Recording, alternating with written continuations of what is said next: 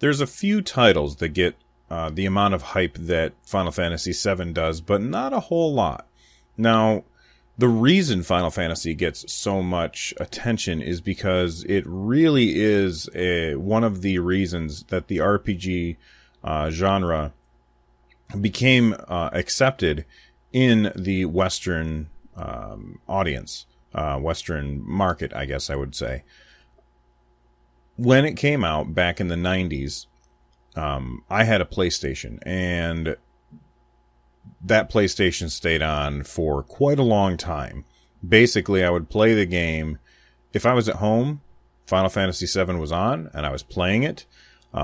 Like right up until 8 o'clock on Sunday when The Simpsons came out, I would pause my game, watch The Simpsons, switch it back over, and unpause my game and continue playing.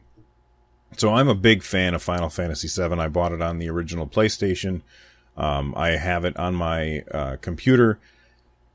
And now there's another place where I can buy it. You can now get Final Fantasy VII on the iPad or iPhone for a price. And that price is, as most Square games on the iOS App Store are fairly expensive compared to the other games in there. However, $16 on the App Store for Final Fantasy VII, I think, is a very good deal. The reason I think it's such a good deal is because that game has you can spend a lot of time playing that game. Now, I have not yet downloaded it, and in the past, Square has not done a very good job with bringing their Final Fantasy games to mobile platforms. Usually they just port it from something. They don't really clean up the graphics very much, although not the graphics, but the controls very much. For instance, sometimes they will have a virtual D-pad where instead it would be better for you to just touch the buttons, because you're using a D-pad to select a button on the screen when you could just tap the button instead.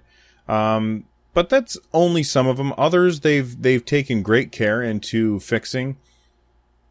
They're also really slow on updates. When new phone sizes come out for iOS, the screen sizes sometimes change, or screen dimensions, I should say. Pardon me. So sometimes you'll get black bars on some Square games. Also, a problem with Square games on iOS is that if you buy it for iPhone, it's not a universal app. So that means that if you buy Final Fantasy VII for iPhone, that does not work on your iPad as the same app. They have two separate apps.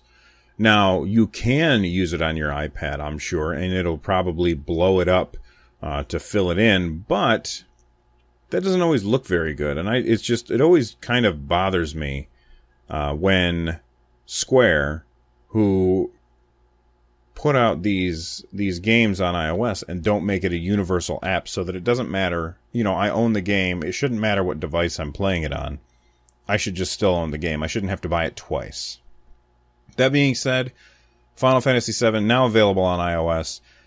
They have said a couple of things. Apparently, you can cheat and give yourself top stats, as well as adjust how frequently you get into random battles. The random battle thing is interesting to me. It seems like they learned a little bit from Bravely Default, which is a 3DS game that came out a few years ago from Square, where you could adjust how frequently you got into random battles. Are you going to get this game? Is it something that you're interested in? Let me know what you think.